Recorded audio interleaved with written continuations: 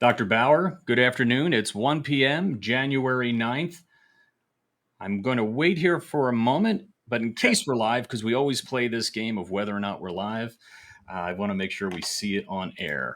Mrs. Fakish gave me the thumbs up. I bet you this whole part has already been on Facebook right now. So we have a special Facebook Live. We threw this out last night. We've been seeing lots of questions kind of go through different social media websites, articles on, online stories, those types of things, and a couple questions coming here and there. And we figured, we're a week away from the referendum on January 16th.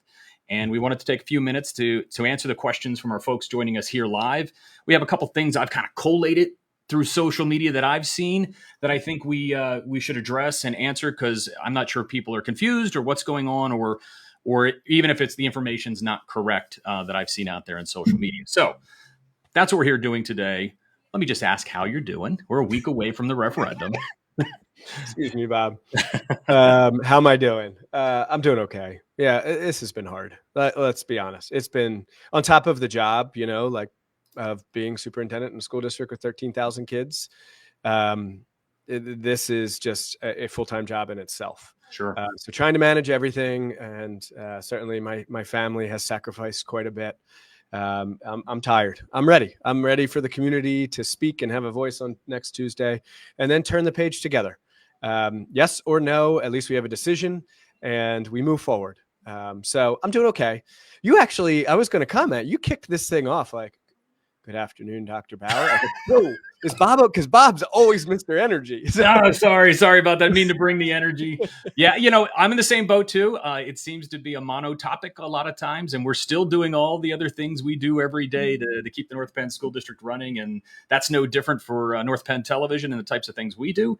So it's a lot. I am also eager for this community vote next Tuesday, and the one thing when I talk to neighbors and friends and family and everybody, you have to vote. And that's the big thing, that if you're registered to vote and you've taken the time to register to vote and all those things, please vote. This is such a transformational, generational decision, the types of things we've said, that, a vote, yes or no, is critical to inform, us, and this community will decide what we're going to be doing for this, certainly in my time here, that's for sure. Sure. And that's where I keep saying, vote. Everybody's got to vote. So, Bob, if I may, yes, just real quick, couple things, housekeeping items before we begin. I am seeing one comment pop up. I did see that too. So hopefully, if Mrs. Bakish is watching, I'm going to shout. I'm going to mute myself and shout here for a second. Meanwhile, I will continue with some housekeeping items.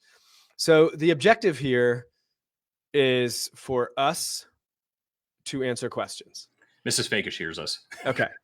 Yes, that is the objective. Chastity, check your phone settings. Maybe it's a Bluetooth thing. Maybe you're in your car. Just check it out. I know that we have sound, at least with Mrs. Fakish, and I've got a couple of We Are Goods there, so I didn't mean to interrupt. So got it. I was going to say, you're talking to Chastity. She can't hear you, Bob. Why are you talking to her? That's true. Sorry, so, that said, the objective here is to answer questions.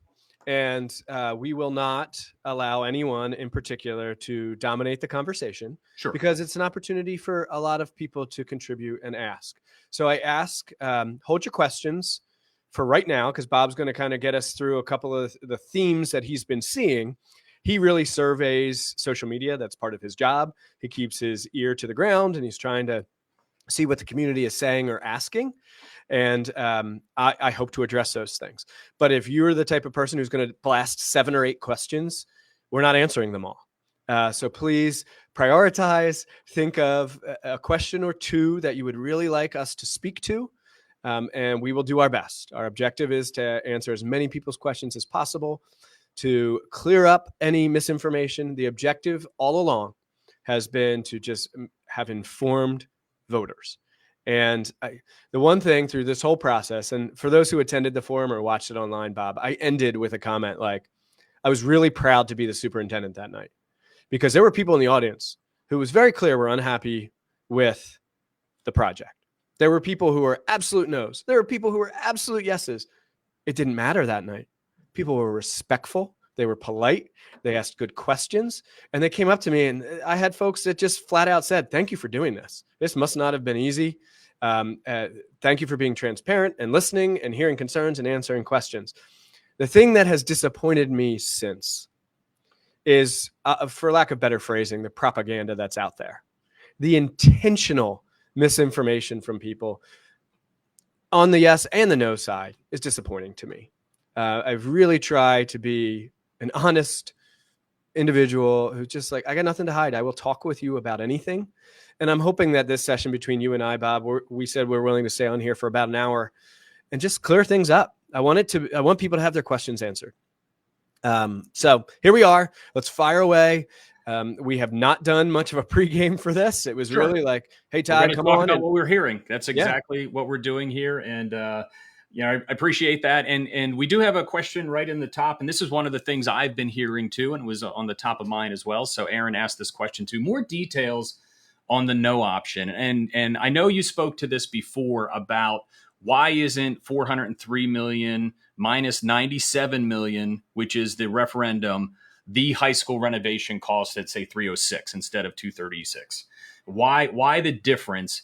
And then, if you can talk about that quickly, and then what really is a no? And, in fairness, we haven't talked a lot about the no because it's a systems upgrade. So tell us why the 403 is not 306 to do the high school and do 10 through 12 reimagined, and why the difference between 403 and what is a no with $236 million. Thanks, Bob. Yeah. So it has been, it's challenging because you feel like you answer the same questions over and over and over, but I recognize that some members of our community have hopped into the conversation now, honestly, 4 or 5 years. Sure. Yeah. The first time. 4 or 5 years in.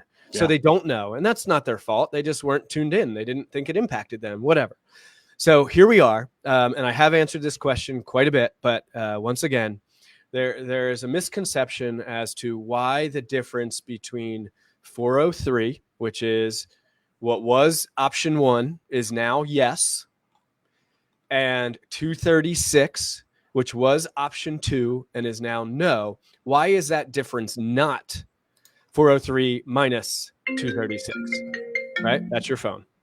It is. I got rid of it. And the reason is because if we do not move 9th grade to the high school, the renovations and changes at the middle level in particular will need to be more extensive than if we do.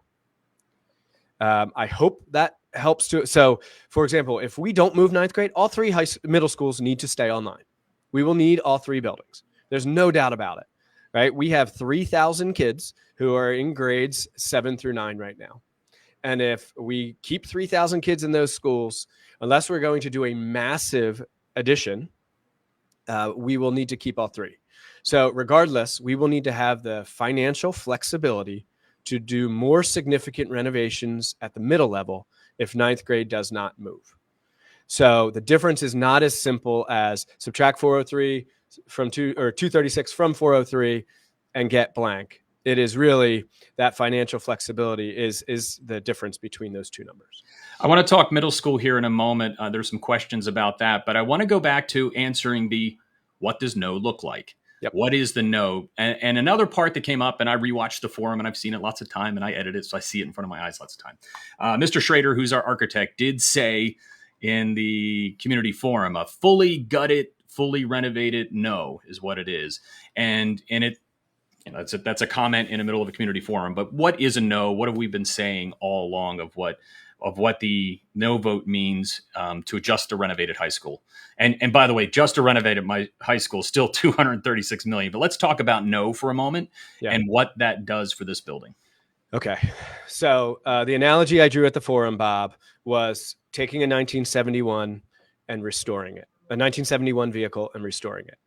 New paint, new floor, new interior, new potentially engine, right? So the bones remain the same, but all those finishings change. Cabinetry, finishing, floors, lights, ceilings, windows. Walls don't move. We've been using the phrase, I don't know where it came from. It was probably something that slipped out of my mouth, but right sizing the facility we have now for even 3,100 kids as it is, because it was originally designed for about 2,400 kids, right? The band room does not, it becomes ADA accessible, right? Mm-hmm. We are required to, once we touch the old part of the building to make it ADA accessible, which is absolutely necessary. It does not give us a band room that can hold 200 kids. It does not give us a second story to that band room. It finishes the band room that's there and makes it ADA compliant. So a no vote is a refurbishing of the current structure, the entire structure, including K-Pod, right? The whole building gets refurbished. It does not change the footprint or the structure of the current building. And boy, these questions are coming in really fast. Hot and heavy. Yeah. And I love it. And I want to answer them all. So let's keep moving. That's great. So let's go back to the middle school conversation. I think in that flexibility, and we've said all along that, we really have to decide the ninth grade question first before we can make decisions about K through 8, right? We have to decide, is ninth grade moving to the high school or not? So in that flexibility, we bring ninth grade here. Some of the things out there. Are we for sure closing in middle school? Are we for sure doing certain things? And we're all distracted by the emojis that pop up. We just learned that when you do this, it automatically didn't do it. Yeah, that was unintentional. So yeah, I know. Viewers at home, I'm an animated talker. So if I do something like this, for example, there we go. There are graphics now. We learned this recently. We don't want to get off topic, but we got distracted. So if you see some emojis pop up, it's because we're using our hands to talk. But going back to the middle school question, what happens to middle schools and why is that flexibility different with a yes vote compared to a no vote? And you talked a little bit about that, but are we committed for sure that we're closing a middle school? Are we committed for sure that we're moving grade structures? What does that no vote and yes vote mean in that scenario? Okay. So when you have an organization that has 22 facilities, right? We cannot in any way, shape, or form make all these decisions at one time. What we do know is the impacts of a yes or a no, Bob. And when we sat down and did a comprehensive study of our facilities and which buildings need what, from parking lots to roofs to gymnasiums to capacity, all those things. What we do know is that the first decision that needs to happen is whether or not we move ninth grade. And that is really what is on the ballot next week. Is ninth grade moving, yes or no? And this is what it would cost now. And I have said over and over again in a variety of these Facebook Live sessions and the forum and in private meetings and home and school meetings that the comment was made to me at some point saying, it sounds as though that money will be spent anyway. Whether it's spent at the high school or spent at the middle schools or spent in the, that's true. I mean, we have finite needs and that has a price tag. It's just where and how are we meeting those needs? So the first decision is ninth grade, yes or no. If the decision is yes, then a domino would be, what about sixth grade? Right? And we could decide right now, oh yeah, we want to move sixth grade out of the elementary schools. Well, that's not happening if we don't move ninth grade. And it requires the community to vote on whether or not ninth grade is going to move in order for us to afford that. I have seen, and we'll get into the finances. I'm sure you're going to ask those questions. I have seen commentary like the law is written in such a way. Act 1 is a cap on increases for real estate taxes from a school district. And it says in order to go above that, you need approval of your electors, right? That's what this is. So there have been some nefarious comments that this is illegal. Yeah. That's not true. The law's written in this way. In order to do this for this purpose, this is the amount. This is what we're asking, yes or no.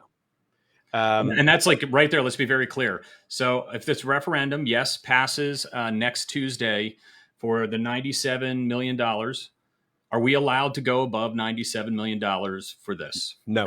As part of this referendum? Can we exceed it because prices have gone up in other pieces? No. And certainly when you have financial advisors, this is what they do. So people say, well, what about inflation? What about this? What about construction contingency? What about unforeseen circumstances? That's all in the financial modeling. Certainly we do these things, right? Mr. Scrocky is exceptional at his job. Sure. And he also has financial advisors and organizations he works with to guide this, gotcha. Right?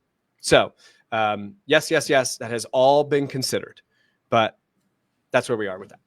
So I'm going to go to some of the comments so we hit these because they are kind of cross-referencing what I've seen, which makes sense. That's what people have questions about.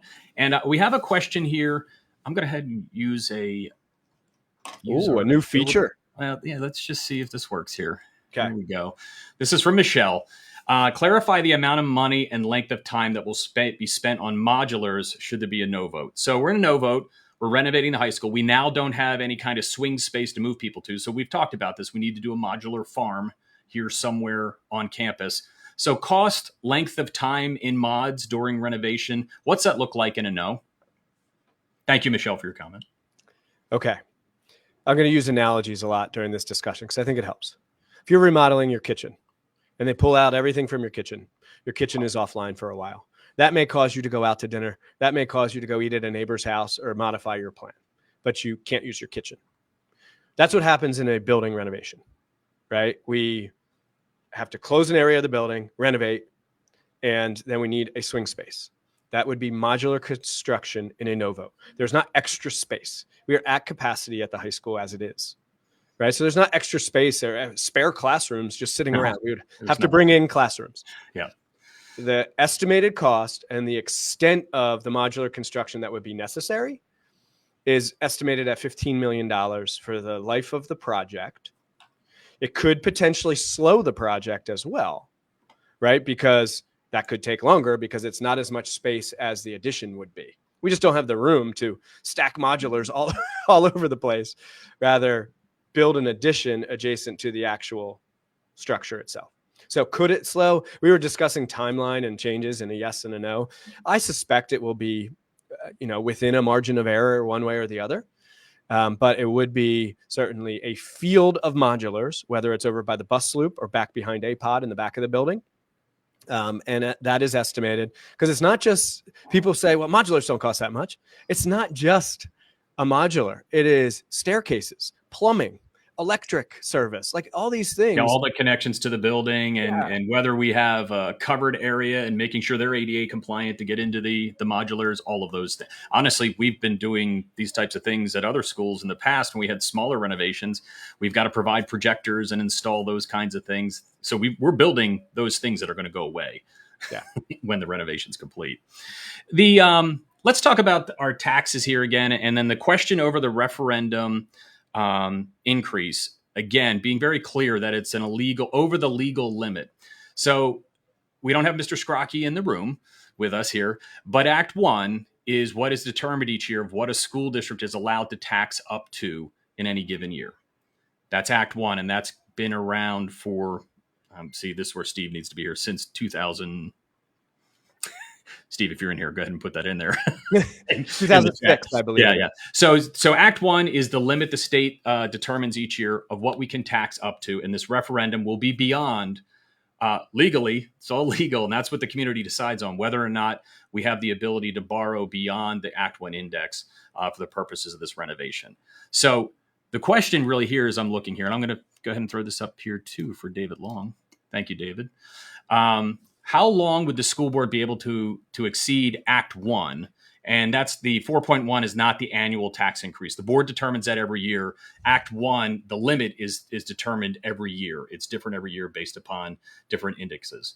And all school districts have to work through that. So how long will this referendum increase be in effect for? Is it over just the length of the bonds or just the construction period? How long is that length? Okay.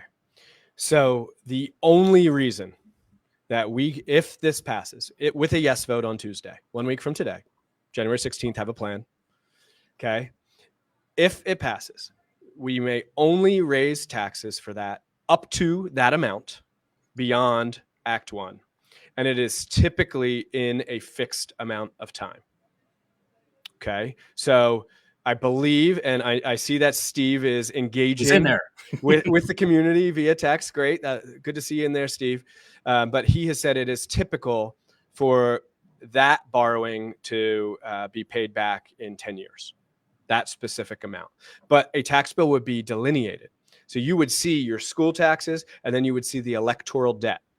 And the reason I know this is because a former superintendent in North Penn School District might own a home in a district where they passed an electoral debt referendum. So it would just be for this purpose, and it would be a separate line item on the bill outlining, okay, over 10 years, you're paying this much back. So it would be separate. You cannot continue to raise it. And I saw another question which really ties to this, Bob. I'm sorry, I know this is your job, but it was, does a yes mean that the board has to go to Act 1 every year? Our financial modeling utilized the average of Act 1 since its inception, which I believe was, I think the average since 2006 was 2.7%. So we have a couple years here. It's an inflationary index, I believe. And we have a couple years of projections from the state of what that number is going to be. Let's say 3 years. And then they reset it or they update it depending on how things are going. I believe Steve says it's about 2 years behind, okay, the economy. But so we have projections, and we've used some of those projections in general for financial modeling for the next couple years. 2.8, Steve just said. Thanks, Steve. However, for the length of our financial modeling, we utilized the average beyond what we already know from the projections from the state. I hope that makes sense. So 2.8% is the average, and that was utilized in our financial modeling. So you do not, let's say something happens, and I'm not going to get into the nitty gritty details, but let's say Act 1 in 2 years is 6.5%. This does not mean we need to go to 6.5%. And we did not model that we will be going to 6.5%. I hope that makes sense, Bob. Yeah, really and I want to get into there's some design questions in here and pieces in the building, but I want to stay on finances for a moment, because the other thing I saw a lot of places is there's no way that yes vote is only 403 because of inflation, because of costs. It's going to be way more than that. So if we can speak to those inflationary pieces we've built into the projections to account for 7 years of construction and the time of the bonds and when they're going to be rolled out. If we can talk about that part, the contingency we built into this estimate, and understanding that we are also well aware that inflation is a thing and interest rates that's a thing, and how that fits into all the projections and how that's accounted for. All right, ask the question one more time. Basically, how do we build in, is 403? Okay. Why are we going to exceed 403 because inflation and because of interest rates? Okay. And is that going to skyrocket past 403? And then we can't do 403 anyway. It's way more than that. So how do we build that into our budget to determine the 403? Look, we have said time and time again, and it can be misconstrued, misinterpreted, whatever. Let me be abundantly clear that number is the ceiling. We will not, cannot, will not in any way, shape, or form go above that number. We have inflation built into the modeling. We have employee increases built into the modeling, right? All these things, again, construction contingency. Are there going to be unforeseen circumstances? Yeah. Are there going to be, like when we did the NAP project, there were tanks buried underground that we didn't know were there from 70 years ago or whatever it was. Like, these things cost money. That contingency is built in. And if you know Mr. Scrocky at all, he's conservative, very, very fiscally conservative, right? So that's built in. And so the people that say, no way, that's not possible. Look, do things happen in the world, and do economies and markets do unexpected things? Yes. But over the life of, say, a 30-year borrowing, law of averages prevails. And that's all built in. So yes, we account for all of that, Bob. It's accounted for. That's the ceiling. Quite frankly, as we move along here, and we've tried to say, like, hey, that's the top. This is the wish list. When you get down to schematic design, things start to go away. Cut. This is the estimates that are out there are based upon that wish list. That 403 includes everything that we have presented. That number is the number, is the number, is the number. I don't know how to make that any more clear. So when you say that, the other thing I've seen is, because we've said this before, is that's the number, that's the budget, and that's where we're going to be. So we're going to end up with just a renovated building anyway at 403. The high school won't be reimagined. We won't be expanding hallways. We won't be adding, what we call next generation learning spaces, those kinds of things. So we talk about cut to get there. Some may hear that and go, well, we're not going to get this anyway. And so we're just going to be spending more on the same. So let's talk about like how we've, refined that and what it could mean, because the physical bid documents aren't made yet, and they haven't gone out to bid yet. So we don't have that, but we have a really good estimate based upon our schematic design. And that's what the whole point is on this number. So let's talk about, like you just said, cut. So we're cutting everything out. We're just still stuck with the same old North Penn 1971 high school with some more classrooms attached. What are we talking about? Yeah. So the estimate, that 403 number, again, as Steve just put in the chat here, 7% construction contingency, 5% design contingency, 4% construction contingency are already included in that number. And again, this is fairly conservative.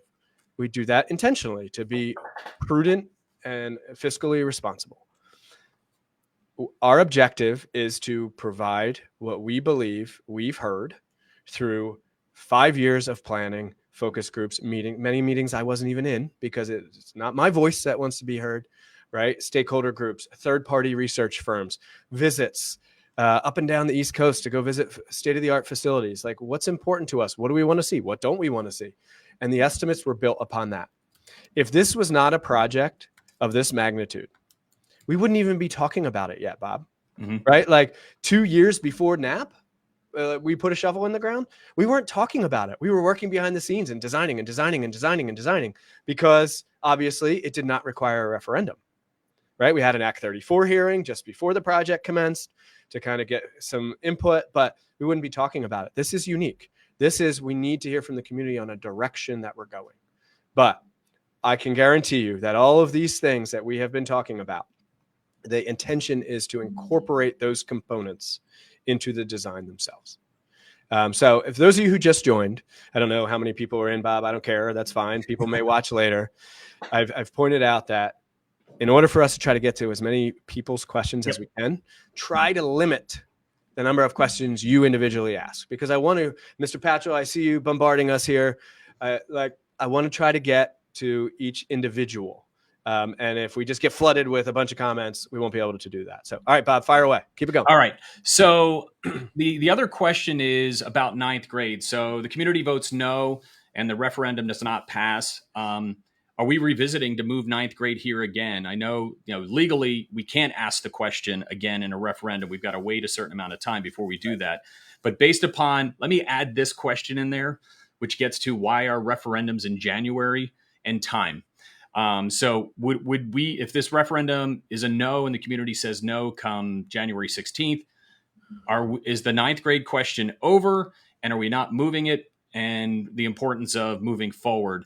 And I'm going to add one more thing, and I'll recap it for you because I just did 3 things in a row. Another question is the tour on for tonight at 6 p.m. at the high school with Mr. Nicholson. It is, and you will see the water features.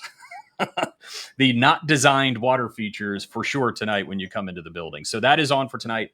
This is the last tour before the referendum, if you'd like to come out and see that. So let me go back to ninth grade. Are we going to revisit moving ninth grade here to the high school in a no vote? Let's just start there. No. And why not? That's the answer. And it goes back to your first question, Bob. Yep. What's required at the 3 middle schools? Long-term projections about capital projects and what needs to be done at these middle schools.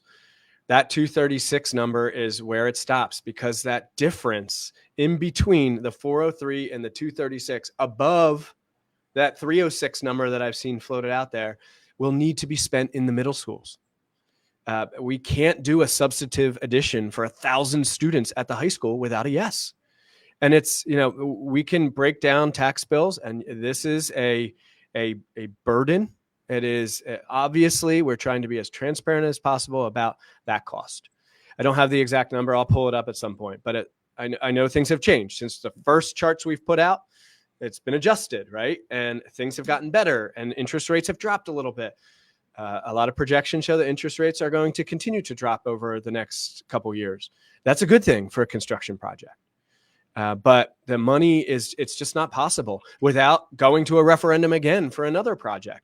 And I got to be honest with you, we're not going back to this process. This is the moment on Tuesday. Is it important to you for ninth grade to move to the high school? Yes or no? And this is what would need to happen in order to do so. The next answers about what we do at the middle schools, are there 3? Are there 2? What happens in the elementary school? Again, we're talking 10, 12 years down the line, potentially. We can't make that decision right now. It's silly. Because, for example, this school board won't be here to vote on that 12 years from now. Who knows if this superintendent and this coordinator of communications media will be here 12 years from now, right, Bob? So this is the decision. What that exact design looks like, what this classroom looks like, what this ceiling is, and this or that. That is to be refined over the next 18 months. But we have to decide, we have to have that borrowing capacity to do that now.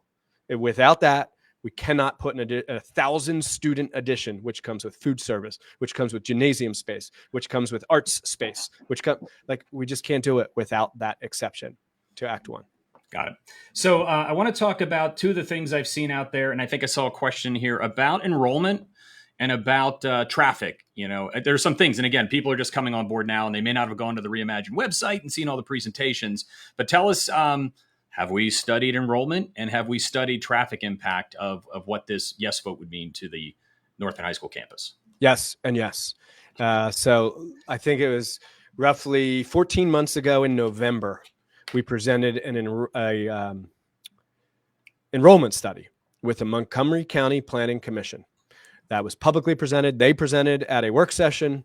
It is posted on the Reimagine website. We did an enrollment study. And it is projected that the school district will go up something like 115 students in the next 5 years. Mm-hmm. The long-term projection is significantly more, but we've committed to doing another enrollment projection soon, in another year or two. But again, it's even if that number is true, it was about 800 students. That's 800 students across 18 schools, right? So break it down by 800 something divided by 13 grades divided by X number of buildings, and that impact isn't as significant as you might think. Okay, sure. So yes, we did an enrollment study. Yes, we did a traffic study. That was presented at a work session in, I believe, or maybe a facilities and operations meeting, but it is also posted on the Reimagine website, that presentation. We hired a third party to study traffic. This is not something that just came about in the last year. This is something we've been discussing for 4 to 5 years and working through and planning and hiring experts and all those things. So that is all posted. Gotcha. I've just seen a lot of those questions again. And if you haven't been tuned into those types of things, there's just been so much information, but it is all there on the Reimagine site. I want to talk about design a little bit. And I got to tell you, I've heard this from staff, and because I'm in the communications world here and know the presentations, I feel it a little bit too, as far as the design of the building and get Margaret's comment in here. I think this goes for staff as well. As far as when we get to the actual design that gets bid and sent out, if the yes passes, how are parents involved? I will say this as a staff member. How are staff members involved in the school community? How this is designed? Because I know we've shown a lot of concepts in general, even science. We talk about science and does it have a shared lab or not? Those kinds of things, which haven't been designed or hasn't been designed. It has been budgeted for the space, but it hasn't been designed of how they'll function. How will people be involved in this process once the referendum passes? And frankly, it's the same thing in a no. I don't know if there's that much design to do when you're just fixing HVAC, et cetera, in this building. But how are people involved in the process before it goes out to bid? Thank you, Margaret. Yeah, thanks for the question. So there have been, obviously, years ago, at this point, 21, 22, surveys with Hanover Research and questions about moving ninth grade, which was an overwhelming yes at the time. And we've had staff members from department chairs at the high school and the middle school in each department involved. We've sat down with architects. How many classrooms will you need for math, for example? What will that look like? If ninth grade moved, how many additional classrooms would you need? We looked at the schedules and what would the schedules look like if they combine, all those things, right? So we've had department chairs involved, and they have obviously been involving their departments as well. And that's just to get us to the conceptual stage, right? How many spaces, how many classrooms, how many locker rooms, how many gyms, all those things. That has been the process over the last couple of years. We've looked at square footage. We've consolidated in areas. We've streamlined efficiencies. So that has gotten us to where we are today. In terms of like exact design, where classrooms are, what they look like, where is this elevator located, how are we doing this? What's the cafeteria going to be? Where's the food service? How's it connect to the gym? All those things. That's going to have to be through small focus groups of stakeholders related to that area. Obviously, we'll have science teachers involved when we're looking at science classrooms, and the health and PE department when we're doing that space. Bringing parents in to get their feedback throughout the process. So it's going to have to be a continual process. We work behind the scenes. We look at the nitty gritty and the logistics of it all, but then we get feedback on that plan. whether it's presented in a public meeting or it's in small focus groups brought in to discuss. Okay. So I was trying to go to some more design questions here to keep it there. Obviously, there's a lot of tax questions, and we definitely want to be answering those as well. I just don't want to get all into the tax pieces here. Folks saying, there's two things of the value of this referendum and the reimagining of North Penn High School and right-sizing this building and all the things we've talked about. I don't have any kids at all. My kids didn't even go through. I don't have kids. What's the value to me? And then others that say, well, my kids are in middle school. There's no value there either. It's really going to be kindergarten, first grade, second grade students that will see a reimagined high school. So why should I even vote for this? And what's the value to me as a resident that doesn't have kids and not in a school system? Right. So the study I've been referencing in the meetings, Bob, out of Yale, have mentioned the impact on not only student achievement, but also a significant impact on home value, right? It benefits the school district and the community to have a great high school facility. Mm-hmm. There's no doubt about it. And did you post that study to the website? Do you know? It's on there. Okay. All right. So the increases, and it's really broken down and disaggregated by the types of renovations or borrowings. So whether it's HVAC systems, whether it's athletic fields, whether it's classroom spaces, whatever it is, and what that impact is on the home. When you have a state-of-the-art facility, people want to live there because they want their children to go to school there. Someone reached out to me recently and said they visited another local high school that is pretty state-of-the-art, just opened this year. And they said, when they were leaving, that their children asked, why can't we go here for school? Like that's the value to the home owner, whether you have children here or not. The property values do go up. There's no doubt about it. That said, we've heard from local business owners, and large business owners in this community. Hey, if our school is a state-of-the-art facility and people want to attend it, that's good for us. That's good for our business. That's good for recruitment purposes. So having an excellent, exceptional program is important, but having a great facility is obviously important too. And having the facility that cannot, and again, Bob, you keep emphasizing this. We're not just talking about 2023. No. It's generational. Like we're talking 40 years from now, because we have 18 schools and we're not coming back around to North Penn High School in my lifetime. I would love to live to be 100, but I don't think we're coming back to North Penn High School in my lifetime. So this is our decision now. That's before us. Yes or no. And there will be many, many more decisions moving forward as we design, but we need to determine whether or not Ninth is moving. Great. So the other thing I was seeing out there, and there was a line, I don't know if I saw it on a post somewhere, about we need to create a brand new curriculum to meet the buildings. Like if we're doing like collaborative spaces and different things, we need a brand new curriculum. And one of the things I think there's a misnomer in talking about, like when we talk about these collaboration spaces and we have an open commons area for the CAF and those kinds of things, that there are no traditional classrooms anymore. That we don't have classrooms, and we still have classrooms and desks and where people sit. So let's just talk about what collaboration spaces mean. And maybe people are hearing too much of that and not realizing there are classrooms in this building and how that'll look. And what's that mean for the teacher? Do they have to learn how to teach all over again to do these types of things? Yeah, this one kind of made me smirk, Bob. And it's really, I don't know how to say it nicely. It's a uninformed perspective. A curriculum is not how to teach. A curriculum is what are the objectives? What skills do we want children to have? Right? So the curriculum doesn't necessarily change because the classroom space changes. Right? So the state, the core standards, the PDE state standards in certain subjects, that's not changing tomorrow. Right? Does it evolve? Of course it does. That's not changing. So the curriculum does not change. Our opportunities for teaching may. How we teach, what we do, what activities. Another analogy, let's use sports, Bob. Let's use football because the NFL playoffs are on the horizon, and I'm sure the Eagles will be out in one game. The objective is to score points and to score more points than the other team. That's the objective. That's the curriculum. How you go about doing that, obviously, is the art of teaching in many cases. So the curriculum doesn't necessarily change because the space changes. Your opportunities and what you can afford for kids can evolve. we also want to design a space. When you talk about collaborative, flexible spaces, when we say flexible, we literally mean flexible, meaning we need to have that room to change and adjust as time goes by. So I don't know what a classroom looks like in 2035, 2045, or 55. I do know that when you're embarking upon a renovation project of a 550,000 square foot building, whether that gets bigger or not, we need to try to be future planning and future centered and offering ourselves as much flexibility as we can.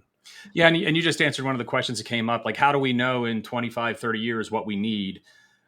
And I've said it, well, we know what 1971 is, and that's what we have right now, and it's not working well, right? The collaboration spaces we have now is the hallway. So I've shown videos, and there's pictures when we do our different videos of showing how do we collaborate. Well, it's usually sitting on the floor outside the classroom, and teacher has a tough time seeing out the door to see what's going on out that door too, right? So even in a no vote, we are still going to have the same type of building around for 20, 30 years. So if the no vote renovating the North Penn High School section or the North Penn High School proper piece and making it up to date as far as HVAC, et cetera, is also going to be the same thing for the next 20, 30 years. I mean, you kind of just said the same thing. So if we're renovating, yes, no, how do we know 25 years from now what education is going to look like?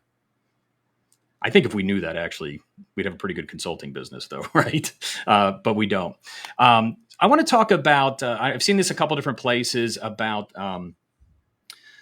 children with disabilities and sensory spaces. And our former mayor of North Penn, Ben Hartranft, had put some stories in there about schools being 100% accessible and our sensory spaces for students with disabilities. How are we accounting for that in the reimagined site, and what's that look like in a no of refurbing the old building? What does that look like, and what are the possibilities between the two? Yeah. So some of the things we've spoken to in previous meetings, Bob, include spaces that we saw in other schools, right? I'll speak specifically to a post-12 space that we saw in Falls Church. There was a area of the building, but as soon as you walk through a threshold, it was a completely different space, right? It was right now we do have an amazing opportunity for our students down in the PDC, which is in the basement of Penndale, but it is not in our high school. It's an apartment and long-term living type of opportunity for kids to learn how to cook and to make a bed and to do household things, right? We went into a school where they actually had a wing of their building that looked like this. It wood floors as opposed to a regular school floor. It made it feel like a home. You walked in and it felt like an apartment, a true apartment within the school, right? So that is programming and building spaces for students to meet those needs. We certainly recognize, and obviously special education department and parents will be involved in design of such spaces. Teachers would be involved. Current research and best practices would help to guide those things as we develop these plans and schematic designs. But I can't point specifically. I don't know what the average math classroom looks like right now. I don't know what that chemistry lab is going to look like. We will. And some of the things that we saw, and Ben speaks about the sensory rooms. I know he's an advocate. He was down with the mayor the other day in a partnership that Mayor Kenny in Philadelphia was highlighting. All things we look to explore as we move forward. And obviously our opportunities are broader and wider if with a yes vote than with a no. But regardless, it's my job and our job to try to provide what our students need in a yes or a no, and move forward next Tuesday, one way or the other. That's my goal. So yes, there's more flexibility, whether it's financial, space, whatever it is, beyond next Tuesday with a yes. That doesn't mean we won't still have many of the same objectives. So I want to bring in Phil Hunt here. So he's asking about safety. We've heard about this too, safety concerns with the building, bringing ninth grade onto the high school campus. We've talked about safety and security before because we've seen all kinds of potential building concepts, people worried about windows and open spaces, those types of things. Let's talk about safety. Let's talk about security in the modern era here and what we will be doing to improve that and accounting for, ninth grade being here on the campus. Thanks, Phil. Yeah, Phil, I hope you're doing well. Good to hear from you. So this is every superintendent and perhaps every educator's least favorite topic to speak to, right? It's such a shame that we have to talk about the worst case scenario, but it is the responsible thing to do in 2023. So we have absolutely moved away from, let's say, the late 90s and early 2000s, where it was all about hiding and taking shelter. Sometimes that's necessary, but a lot of the Alice method and the current research on school safety is all about run, hide, fight, and a lot of egress, right? So getting out, giving people opportunities to leave, to isolate challenges. I have seen renderings and I have heard the comments, Bob, that like too much glass, too much glass. Look, do I think there should be glass? Do I think there should be more natural light, more transparency? Yes. Do I believe it needs to be all the things that you are seeing in these images? No, I don't. These are just renderings. But the objective is to control visitor management, badging, access to spaces, right? Right now in North Penn High School, Bob, give me a guess how many keys are on your key ring. North Penn. This is just for the things I do. Right. Right. So look at that. Yeah. The challenges at North Penn High School with keying. If everything was badging, if you had a substitute come in for the day, oh, you're filling in for this person, boop, we program a badge for you that gives you access to the right spaces, to open, to lock, to do whatever in that space. Those types of things are absolutely pivotal today. Transparency, being able to see what's going on. Our cafeteria right now, there are 4 different cafes, right? You got the senior caf, you got the cookie corner, you got the main caf, you got the bus loop caf. They're all disjointed and there's all kinds of angles and you can't see and there could be this going on over there. It's about having surveillance, being able to see, not having these places for students to hide, and having access to get out if you need to. That doesn't mean be irresponsible. Yes, we would like to have more outdoor learning spaces, but enclosed outdoor learning spaces. That doesn't mean inside, internal. It means internal environmental exposure. Yeah, sure. Courtyards. Sure. And giving us the opportunity to shut down areas or classrooms or lock classrooms where there is someone with nefarious intentions, and isolate them in that space.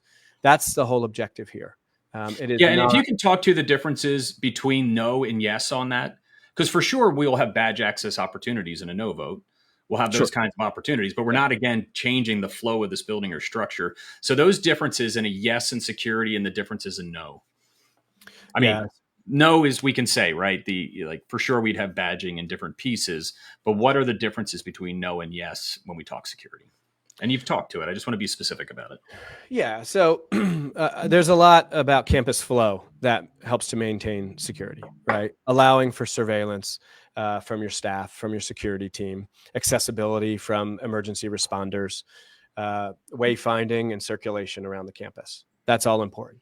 Those issues, Bob, you brilliantly pulled that clip from 1996 when Dr. Juan Bonds was sitting and held up a map of the high school in the school board meeting and pointed to these circulation problems in 1996 and demanding that the building has work done.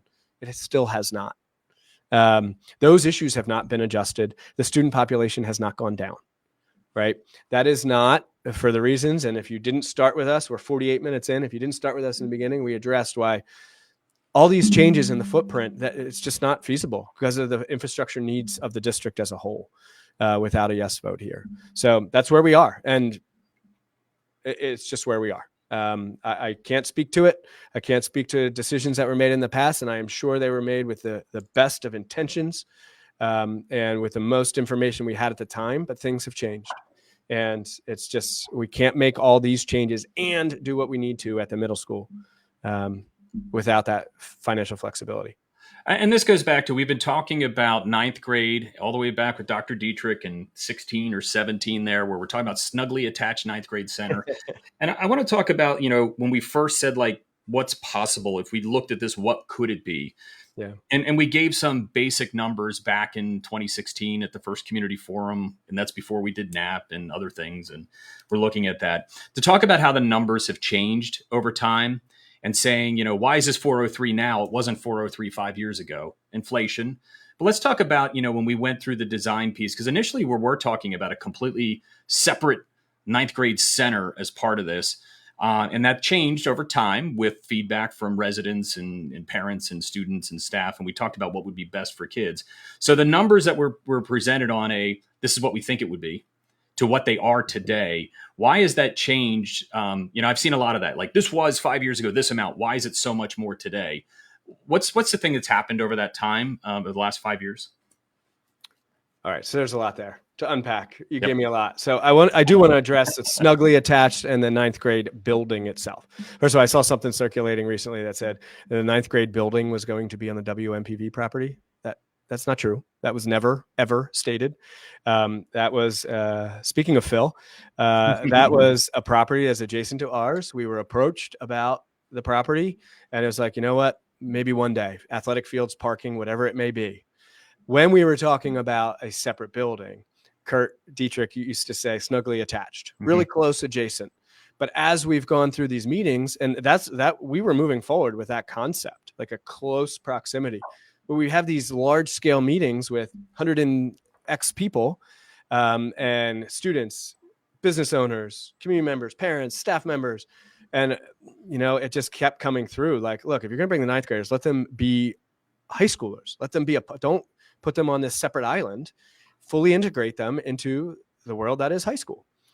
So that's one thing that has evolved since the beginning. That was not the intention initially.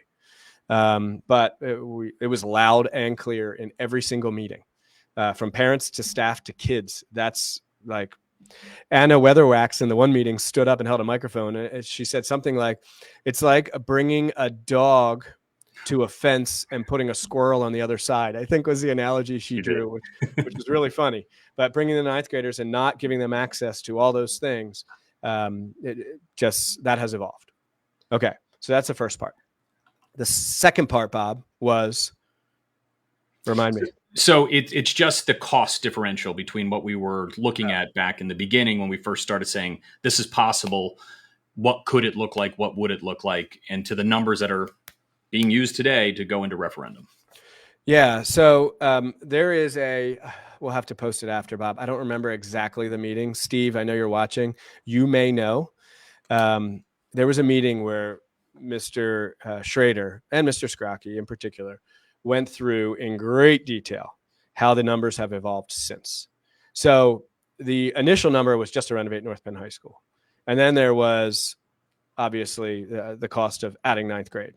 It did not include all the site costs. We did not have the WMPV property at that time. So site costs have changed. It did not include moving transportation at the time, back then. So there are a lot of layers to the project that have evolved throughout these 4 to 5 years of planning. And then throw in the inflation. I mean, construction costs have never risen so dramatically in a short period of time. But obviously, history tells us that costs don't go down. It's not getting cheaper. The inflationary index may slow and the rise may slow, but things are not what today is $400 million is not going to be $300 million tomorrow. That's not how that works in construction. So there's a hour-plus meeting where all of that is explained in great detail, line by line. Yeah, I don't remember specifically what meeting that was too, but it's definitely those meetings are also on the Reimagine site. I have to look at exactly which one that was. All right, so we'll go back to taxes here in a second. I want to talk about reassessment. The other thing I said is, what if the county reassesses? And we've talked about this before. And understanding that, I'll use my house as an example. I don't even know what Zillow has it for today. The market value of that is like $450,000 or so. And my assessed value of my home is $160,000. And that was determined in 1998 when they reassessed 1998, when they reassessed all the properties in Montgomery County. So what happens if the county decides to reassess? What's that mean for our budget? What's that mean for the taxpayer? We talked about this last time, but I want to just reiterate that and talk about what happens if a reassessment were to happen, and does it look like it's on any kind of horizon at this time? Okay, so the answer to that latter question is no. To our knowledge, there is no reassessment coming. The ultimate point, though, being Steve spoke to the common level ratio, right? So you take what it's supposed to do is take your assessed value and convert it utilizing the common level ratio into a implied market value. Okay. So a reassessment does not all of a sudden, unless your home is improperly assessed, does not all of a sudden dramatically change an individual's, a homeowner's taxes. It right sizes those taxes relative to other homes in the county and in your school district, for example. So let's use the number $320 million for an annual budget for the North Penn School District. If there was a reassessment right now, the money coming into the school district from real estate taxes would not all of a sudden be $400 million. It would still be that number. It's just how your home, Bob, is assessed as a resident in the North Penn School District relative to others might adjust a little bit, but ultimately, and then of course that common level ratio adjusts as well, because the difference between your assessed value and your implied market value, in theory, right now, if your assessment came out right now, that ratio would be 1, right? Because what it's assessed at is what it's valued at. But years from now, the discrepancy between your assessment and your market value, there's a difference. So that common level ratio makes up for that difference. And that establishes your real estate taxes. Yeah, I think that's what's key is recalculating those numbers of what happens in a reassessment. It does not mean all of a sudden there's a windfall for any of the municipalities or the school district. A mill gets recalculated, basically, right? That's correct. So we're going to talk about homeowner impact and taxes here. One of the things we've shared, and again, this chart is on the Reimagine website, when we talk about what the average annual cost is between a yes vote and a no vote. And we have it for 100, 150, and 300 assessed value. And then it shows what the implied market value here. And I've kind of been using the middle category here as assessed value at 150 and the implied market value at 423,000. So in the yes vote, we have up here for you to see, it's an average annual cost, average over time of $244. And the no vote is $73 over time. So that's over time. But one of the things, that I've seen out here is saying then, okay, does that mean every year my taxes are going up $244 in a yes vote? And the reality is it rolls out over time. And over time, over the 32 years with the yes vote, that is averaged over those 32 years. And Steve can correct me if I'm wrong. But one of the things, that I look at is there are 4 tax increases above due to the referendum, due to this yes vote. And the way I see it in 2026, that's a $48 increase for that year. In 2029, it'll be $65. In 2030, it'll be $129. And then 2031, it'll be $75. So there's 4 tax increases. Now, it doesn't mean it's 48 and it goes away, 65 and it goes away, 129 and it goes away, and then 75 it goes away. It is cumulative. But those are the 4 increases on an average home of $423,000. And that's what we're talking about. So there's not a tax increase every single year because of this. It is cumulative over time. And then it starts to go down towards that end of that 32 because those bonds roll off. Can we keep that referendum tax increase forever? And once this goes up to that 244 over time, can it stay there and will it be there forever? Because we all know that, once you put a tax in place, it never goes away, right? So what happens with this referendum amount, those 4 tax increases that would be due to the referendum, what happens at the end of that? Right. So let's be clear that the referendum is only for a portion of it, though, right? So as I said, the real estate tax will show up with a line item of electoral debt. What's the cost to you this year for that? So that number, Bob, for the average assessed value in the North Penn School District, and again, I see ridiculous comments, people who are making things up. This is not like, oh, we think this is the average. This is like statistically the average, right? The average assessed home in the school district, if today that tax bill is $4,445, okay? The maximum as a result of this project, not just for the referendum, the maximum for this project is $4,764. right? And that comes into play in year, I have the chart up here, in year 2030. And it sits at that number until 2050, 20 years. And then it starts to go down because it's not just the referendum borrowing, it's the entire project that's in there. But that debt falls off of the real estate, just like right now, right? So in the last 10 years, we've touched Montgomery, Hatfield, Knapp, Inglewood. I'm think missing that's one. still, Yeah, that was outside of 10. I'm going to say Hatfield, Montgomery, and Knapp. For that we had borrowings for. Sure. Right. And those monies start to fall off. You have debt service in your budget to pay for debt when you borrow money to do projects like this. So I hope, Steve, I did it some justice there for you. But that's the impact. There are 4 increments. If today that individual's bill is $4,445, excuse me, in 2026, that bill would go up $48. Mm-hmm. In 29, it would go up 65 more for a cumulative value of $114 from today. And then it would go up another 129 and then 75 and sit there. So for an increase from today's dollars in 2030 of $319. Mm-hmm. Okay. And I am not speaking of the difference right now. I'm speaking of the cost, the total. Mm-hmm. We're not comparing yes versus no. That's a yes example of what the impact would be. And again, outlined in the presentation, put up on the screen, shared on the website. Please feel free to look at it. This is a true modeling for the average homeowner through the year 2055. Excellent. Mr. Scrocky did put in there, it was the July 31st facilities meeting when we went through the cost and the differential from so many years ago to now.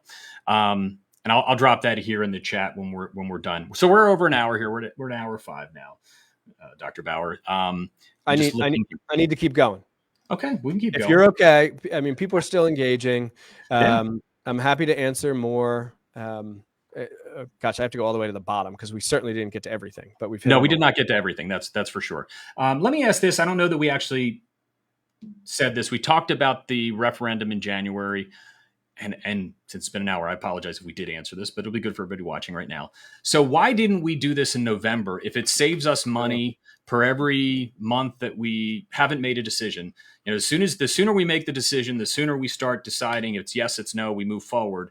Why didn't the referendum happen in November? And why is January the referendum and not the primary? Because there are expenses associated to a January referendum. So why not November? And why couldn't it be April? Okay. So, one, the statute says that if you're going to do a special election, it has to be 60 days after and 90 days before a general or primary. That's why the date. And we tried to follow the statute to the letter of the law. So we chose a Tuesday. Inside of that window, 60 after, 90 before. I think I got that right. I might have switched them. Sorry, Bob. I'm going off the cuff here. We picked a Tuesday because election day is usually Tuesday, right? So that's why it had to be 60 days after November, 90 days before the primary in April. I think it's still April, right? There was conversation that it was going to move to March in Pennsylvania, but it's April. That's where we are. And you have to advertise at certain times and put it out there, put it in the newspaper, put it in the journals, put it in, all those things have been followed. The true estimate was not ready those 90 days before November, right? Where the board would need to take action. It was not, and 90, you do the math. We're talking beginning of August. No, those estimates, we didn't hire an engineering firm. July? Correct. Where they started putting together the line by line detailed estimate. And I'll tell you what, it was Herculean what they did in getting these estimates prepared. So I think we hired them in July, obviously months of research and design and conversation and estimating and refine until they actually had a number. So then the question becomes, all right, if November is not possible, do you wait till the primary in April? And we've been talking about the inflationary costs of construction. And it is just not responsible. Even if it's a no, there is cost savings there. Because if we waited till April for the no, there's still time, and time is money, especially when you're talking a project of this magnitude.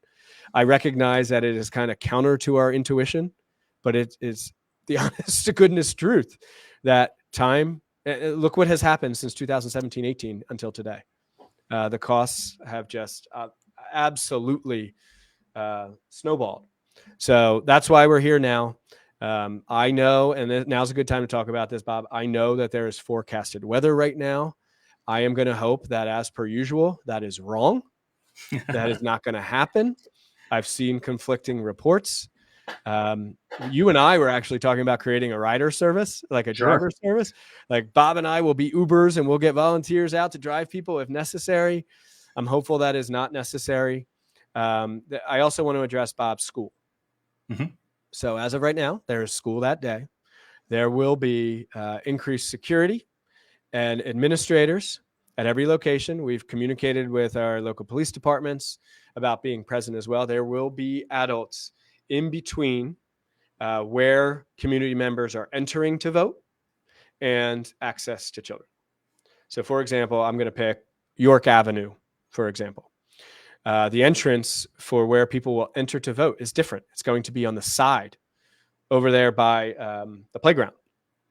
They will not be entering at the main entrance because they're voting in the library, right? There are other schools where they're voting in the gym.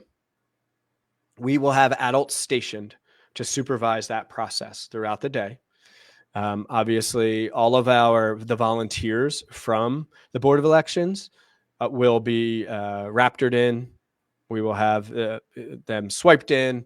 We'll have documentation of them being there, of the volunteers themselves, and then the voters. If somebody needed to use the restroom, they would be escorted. So there have been questions. What if there is weather that day? Let's keep our fingers crossed and hope that there's not. That whether or not the election is canceled or postponed is not up to us. That's up to the county.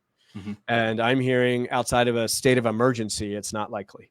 Power outages, massive snowstorm, that kind of thing. That goes the same thing for the poll workers and everybody that works for the county. That's the job that day, to get there and open and have the polling place open. Yes. The other thing I think, and I'm just thinking about, if I'm used to going to York Avenue and I walk up the steps, I don't know if they usually enter the main entrance, and you get there, is that all of these polling places are the same. So for whatever reason, if you walk up to the school and you don't see any signs, ask, where's the entrance to the polling place? So all of the normal polling places that are always open in a general election and a primary are the same for this election. So if it's in a slightly different location, signage will be out there to direct you into the right place. But if you're unsure, just simply ask, because we will get you to the right spot to make sure you can get there and vote. There is no reason to walk away from a polling place because you know which door to go into. Yes, right? we have signage purchased. We have individuals out there. We will make it abundantly clear where your voting location in terms of the site itself is the exact same. However, the place at that location could change. Not many. In most cases, it's not changing. But in some of every school in the district is a voting location aside from one. And there's just a couple where it actually moves the place. So, for example, if it's the gym, we're not having PE classes in the gym that day. We are not having outdoor recess that day. First of all, I think it's going to be pretty cold. Second of all, we're going to utilize playgrounds for parking in many cases. So we are taking measures. We're adding supervision and administrators. I'm stationed at one of our buildings all day. And I'm going to be sitting there and greeting people. I am not allowed in the space where they're voting, but I will provide supervision in an area where the doors are to the school from where the voting location is. And with our security and extra help, like I said, there'll be people there to help you get to the right spot. Yes. Everybody's there to help. So I just want to make sure that that's clear. All right. So I think I've gotten through most of my questions. I have one more, and it's kind of popped up here in the chat a little bit in different ways. But, there's some recommendations of saying do different things with the middle schools, make Penndale a second high school. buy the Montgomery Mall, make that a second high school, or the primary high school, close this one. Any number of the iterations between what we currently have on the ballot for a yes reimagined high school and a renovation of no in the no vote. Talk to me about like all the other options that people are saying like we could do in between. How do we settle on saying with ninth grade and reimagining, like the 5-year process here, why did it get to this and why isn't it more options? Or can we talk about more options and talk to us about like decision points that we make here to get here? Yeah, so certainly other things have been discussed, and we've talked about them publicly, right? So the one option that people have thrown out there a lot is a second high school, right? And right off the bat, based upon the square footage that would be necessary to have X number of students, having a gym, having a pool, having a stadium, having tennis courts and this and that, and all these things that would be necessary for another high school, the estimated cost being $500 million plus still renovating the current building, right? Not happening, right? So that 236 plus 500. If right now, if 97 is on the ballot, imagine plus 500 being on the ballot, right? Mm-hmm. Just not happening. So some of those iterations have been discussed. Could what the renderings that you see from the concepts, could those change? Yeah. Yes, Bob, they can change. So we have said like, this is what we've heard for the wish list. This is what we want. And this is what the estimates were based upon. Could things change throughout? Yes. In a no vote, what do we get? All a refurbished building, new floors, new windows, new systems, new paint, windows that open, all those things. It will look new. The 1971 building will look new and feel new and function new. It will not change the spaces themselves. That's the issue. And it will not change the campus circulation. We do a very nice job right now, right? I mean, our high school is a great high school, and we provide a great experience for students. And can we function 10 to 12? Yes. Is that what is desired by the community? We'll find out on Tuesday. But with that, once we make that decision, then other decisions will be able to fall in place. I did see the question in here, why are we having school on that day, Bob? Because when the calendar was approved last January, we did not know that we would be having a referendum then, that's for sure. Yeah, we did not have a referendum. We did not have a date. So school's on the calendar. So it is on the calendar. If we have inclement weather, keep in mind the only staff members who would need to vote are residents of the district, and hopefully they would have to vote at a location near them. When in doubt, perhaps an absentee ballot, and drop it off at your polling place. All that information is posted online. But let's hope for no weather challenges. Our facilities crew will be totally out and about and trying to keep things clear as best they can. And Bob, I know you and I in particular will be out there pushing shovels if we have to. Sure. So I'm hopeful that this will not come to fruition. Still a week away. A lot can change in a week, but I'm hopeful that we will not have weather that day. Gotcha. I think I'm going to try to do a little bit of lightning here. Oh, I want to hit. We got a lot of things in here we didn't exactly address. Bob, I'm going to stand up for that. Hold on. Here he goes. While he's rising up for the lightning round here, just a reminder, January 16th, next Tuesday, January 16th, polls will be open at 7 a.m. to vote in the North Penn High School referendum to determine whether or not we finance bringing ninth grade here and the construction necessary to bring ninth grade to North Penn High School and reimagine, or decide not to do that. It's a yes and no. The ballot is one item, and it is that question. I've said all along, most important thing for people to know is what a no is and what a yes is. And when you walk in that booth, that you know you're voting on the future of North Penn School District and how we're going to do things for the next 30 years. How to do things in my lifetime, that's for sure. And I intend, though, you said you wouldn't live to 100. I intend to live to be 107. So, all right, I'm going to try to do my best on lightning. Here we go. Yeah, address the auditorium seating and bleachers in the gym. Are they getting addressed in a no vote and a yes vote? Are they both the same? Bleachers, ADA accessibility, yes. Okay.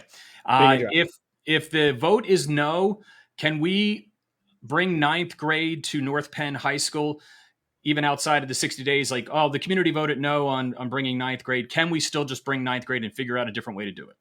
No. Okay. And we would not wait the required 6 months to run another special election, because time is valuable. And those who have toured this building know, like, it's got to get done one way or the other. And let's decide on Tuesday. Yes or no? Yeah. Yeah, and I've seen that too. Why don't we just wait and figure out more options?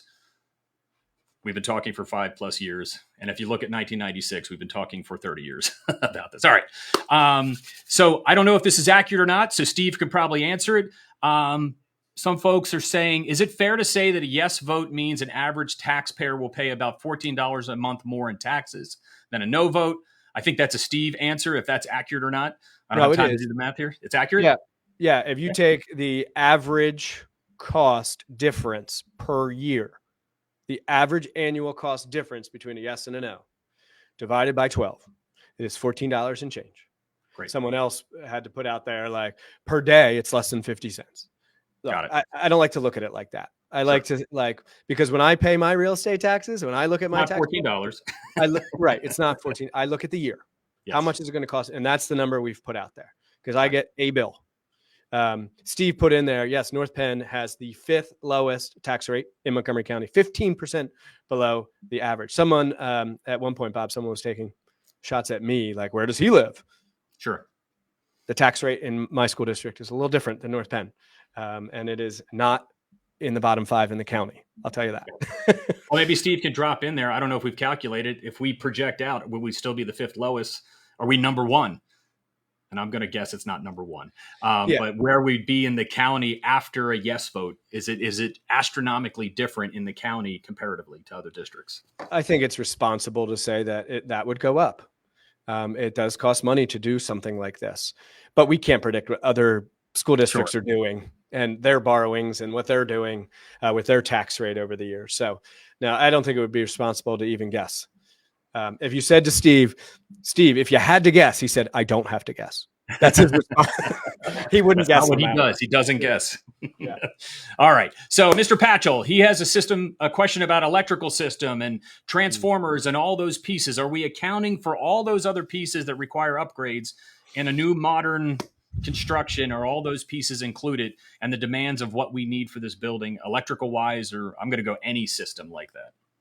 So for those of you who don't know, Mr. Patchell was an electrician, a union electrician, I believe, right, Mr. Patchell? And so that is his vocation and his area of expertise. I can't talk that talk with him. Mr. Schneider, however, could. I can tell you this. The main power source to North Penn High School goes from Sumney Town Pike directly through our varsity and junior varsity baseball fields. I do know that will need to be torn up and the infrastructure would need to change. In either scenario. In either, obviously the capacity being significantly more if you move 1,000 more students to the campus. Keep going. Gotcha. So does Act 1 allow for exceptions for new buildings if a no vote would pass? So can you exceed and do an exception for construction outside of Act 1 and ask for an exception to build a building? Under an electoral debt referendum, yes. No. Okay. But Act 1 by itself, you can't say we're applying to the state for an exception to do this instead of a referendum. Which I'll go back. The referendum, we've said this, Steve has said this, the board has said this, you have said this, lots of people have said this. This is a community decision. And the board has put this out to the community to say, where do you want to go? Which way? This is such a monumental decision. I guess if it even were possible, do you know what I mean? This is a very democratic way for our community. Again, please vote to go out there and decide which direction we're going here. All right. I don't understand this question. I see again. Steve just answered. Is the tour on for tonight at 6:00? Yes, yes, and yes. Bob did say tongue in cheek, but it's the truth that the water feature will be in full effect. We have areas of the building that leak significantly, in particular in K-Pod, down the main concourse and up on the bridge on the 2nd floor. I'm sure you'll see water coming in the building tonight. So yes, that is on after school activities in North Penn. I know neighboring school districts have closed or canceled for after school activities. We are not doing that here in North Penn. So we will have the tour tonight. Gotcha. I'm not sure. Somebody's just asking for a sample tax bill to show the increases for 5 years.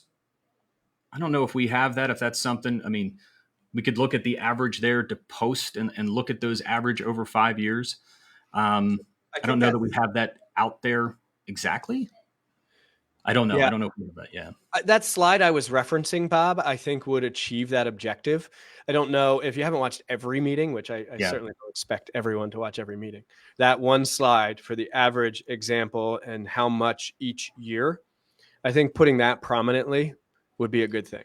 I will find which presentation it was, and we'll get that out there. So that's been done. Yeah. Yep.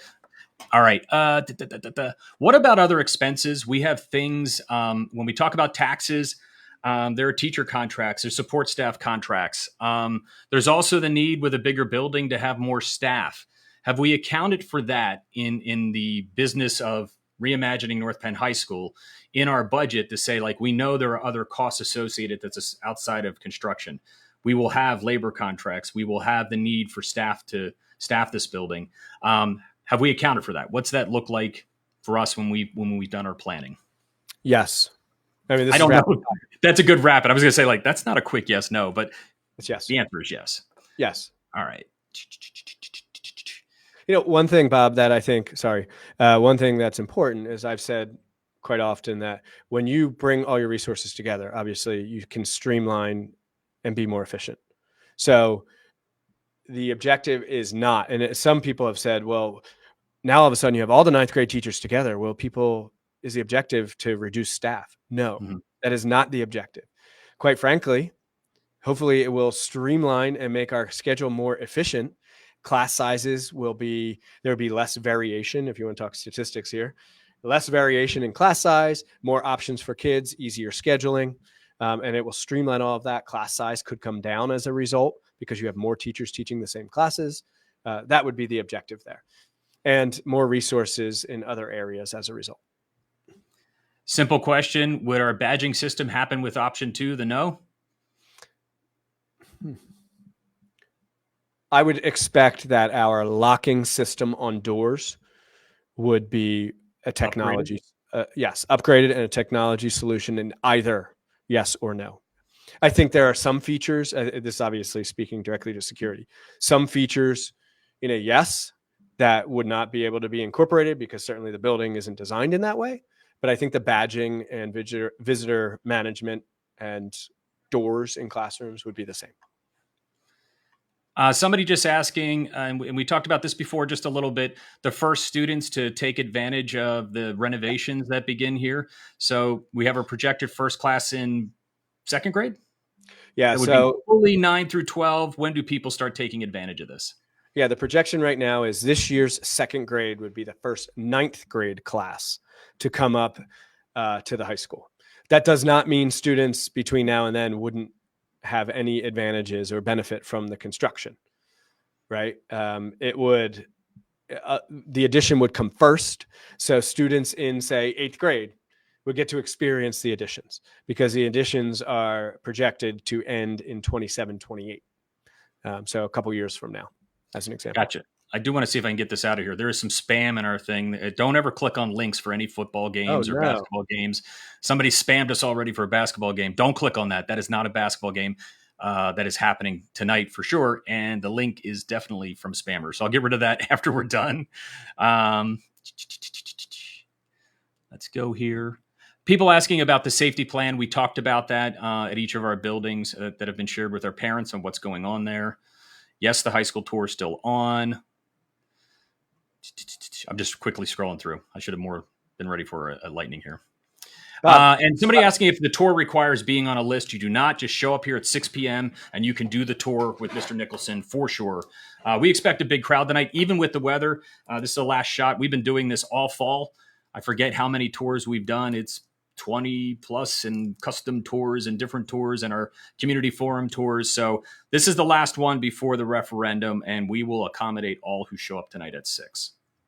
So now's an opportunity, like Bob, since we're doing this, and it's our kind of last hurrah here, like, let's take the gloves off. And some of these comments in here, feel free to throw it out there. I'm not going to hide behind anything. Ask. I'll go back and look because I didn't know if it was relevant to the conversation. How many administrators live in the school district? I have no idea. It is I not a do. requirement. Bob does. I do. I can think of quite a few who some of our elementary principals do, some of our assistant principals do. So yeah, there are, not all. I do not. I live in a neighboring district. But yeah, we don't all. That's not a requirement. I'm going to go back and there's some things I just saw another like NPSD will be in the top 10 in 12 years. Make it so. So we talk about rankings and those kinds of things all the time, and talk about our plan. You know, I've seen that, and there's the niche rankings, and there's all kinds of rankings and all kinds of stuff. Let's talk about our rankings and where we're at academically and how we're judged by things like U.S. World News and niche and those kinds of things. And what's that mean? Yeah, so you really have to unpack and peel back the layers of an onion when you talk about these things, Bob. And I did it in a recent meeting. Again, we would have to pull that meeting. But it's important to see what's being measured. So, for example, one of the major categories that is utilized in some of these rankings, I won't name specific organizations, is number of AP courses taken and the percentage of students who get a 3 to 5 on that exam. Well, someone who pays attention to what we're doing knows that we have increased the dual enrollment opportunities for kids by about 500% over the last couple of years. And as a result, students, rather than taking AP classes, might be taking classes at a local university.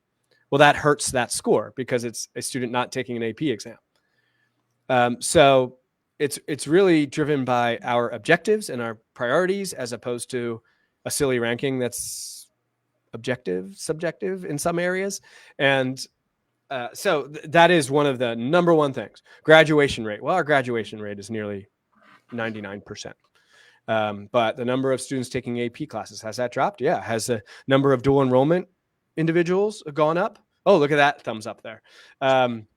It's gone up astronomically because of the course offerings that have changed over the years. So just an example of certain things. And then you might look at the 7th grade PSSA, right? And across the state, I think the proficiency rate in the 7th grade PSSA is something like 20%, which really makes you question the test itself. And I'm not making excuses, but we have a large percentage of our students who take pre-algebra or algebra. That is not the content that's on the 7th grade PSSA. So you might be taking algebra in 7th grade and you're getting tested on concepts that you learned a couple years ago. And again, it's you really have to peel it back and take a look at it. What I will tell you this is we're in the top 10% in the state. Our district is in some rankings in the top 5% in the state. It's to me, it's really about the education. Are kids prepared for future ready? Are they prepared to move on and achieve their goals? Are they prepared for college? A ranking is a ranking, and I'd be happy to debate that any day. Gotcha. So we talked about the teacher contracts, support staff contracts. Are all our contracts settled? Our teacher contracts up at the end of this year, I believe. Where are we at? What's going on with those things? Yeah, so our support staff, we refer to that as NESPA, the North Penn Educational Support Professionals Association, NESPA. That is up next year, our Act 93 agreement. And when I say next year, I mean 25. That is up in 25, I believe, Bob. And our teacher contract is up this year. And you're required by law to start contract discussions in January, which they have begun. They actually began quite a while ago in an attempt to have some early bird discussions to try to make progress. I've said publicly that those conversations are going well, but those are also in our projections, Bob. And I do want to encourage, like looking at some of these comments, and I appreciate those who put thoughtful comments in and like really ask good, hard questions with a knowledge base. But for individuals that are like trying to take shots or say things, reach out. Please have the courage to make a phone call. I will talk to you. I will sit. You can come and sit in my office right here, and we'll sit down and talk about it and explain everything. To say something like hiding money, yeah, it is truly irresponsible. Clearly not watching the finance meetings where Mr. Scrocky, sorry, Steve, in painstaking fashion in times goes over budget transfers and the process, and we present every budget from every department. The fact that our audit the last, 9 years has had no findings. The fact that we've won the Meritorious Budget Award as one of 7 districts out of 500 in the state, 9 years running. It does kind of speak for itself. So, but really, let's talk about these things. If you want to talk about it, my phone number is 215 853-1230. You I'm can waiting for find that to start ringing right now. yeah, make it ring, Bob. No, it is on the website. You can get it through the switchboard. There's nothing to hide. Call me, send me an email. I will schedule a meeting. We'll sit down and talk about it. But we're trying to be as honest and as transparent as possible. And for folks that don't want to listen, that's fine. But if you're interested in really asking questions and knowing the facts, I'm happy to help. Really. Gotcha. So there are just other couple questions here. We could do this. We could literally sit here for the next 7 hours, I think, and keep doing. We're kind of refreshing some. I know, Jennifer, you had asked about, is there an option in between yes and no? We did talk about that a little bit earlier. I know you might have just been joining us here to go back to that and take a look at it again. Hold on a second. I got to answer this call. Oh, hey, Steve. He hung up. It was Mr. Strachey calling. I was thinking we're going to do like a triple. We're going to get phone calls and texts in here. But I do think generally we got through most of your questions here. I see one more about the baseball fields, Bob. About being torn up in a no vote and a yes vote. I thought we mentioned that, but go ahead. No, so the question was like no versus yes. Yep. So the yes does include in the estimates a turf baseball and softball field competition. Also a practice field for both of them. That would not be. But again, this is the yes was a wish list, right? Like all the things that, what are we hearing we want, we would like to see, all those things, and trying to garner that stakeholder feedback.